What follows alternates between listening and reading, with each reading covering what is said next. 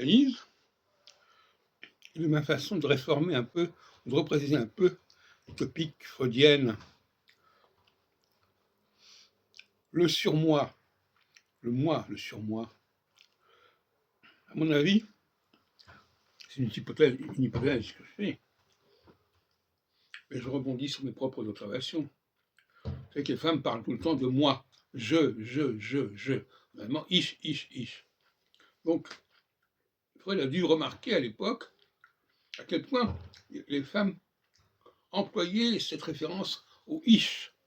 Mais ce ich, on ne sait pas très bien. Est-ce que c'est la personne elle-même? Est-ce que c'est une instance qui travaille sur elle? Toute une question est là. Alors, le surmoi, en allemand, il y a le mot Über, qui est utilisé en psychanalyse, c'est Über-Ich. Mais il fait écho à trois verbes. Überwinden, überstehen, etc. Donc, ça veut dire surmonter.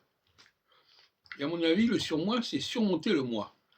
Et donc la cure psychanalytique, c'est une façon de ne plus être complètement omnibulé par son moi et surmonter cette pression du moi, qui fait que on ne sait jamais ce qu'on fait, c'est toujours malgré soi qu'on fait les choses.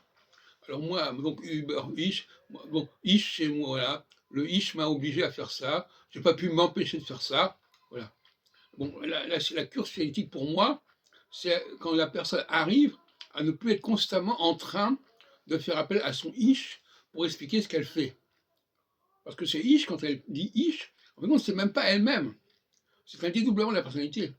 C'est quelque chose en elle-même qui lui impose de faire quelque chose. Quand je dis j'ai envie, je veux, j'ai fait, etc. Bon, donc, pour moi, Freud, c'est une hypothèse, avait remarqué que ce Ich revenait constamment dans la bouche des femmes, notamment, et que c'était un progrès de la cure lorsque cette référence au Ich s'atténuait, se résorbait. Et à ce moment-là, on arrive au Über-Ich. Je sais bien que ça n'est pas une lecture classique de la psychanalyse, mais enfin, moi, c'est pas ça qui me gêne. Le Über-Ich, c'est quand je surmonte ma référence au moi. Et ça se voit tout à fait, puisque ça se précise dans le langage.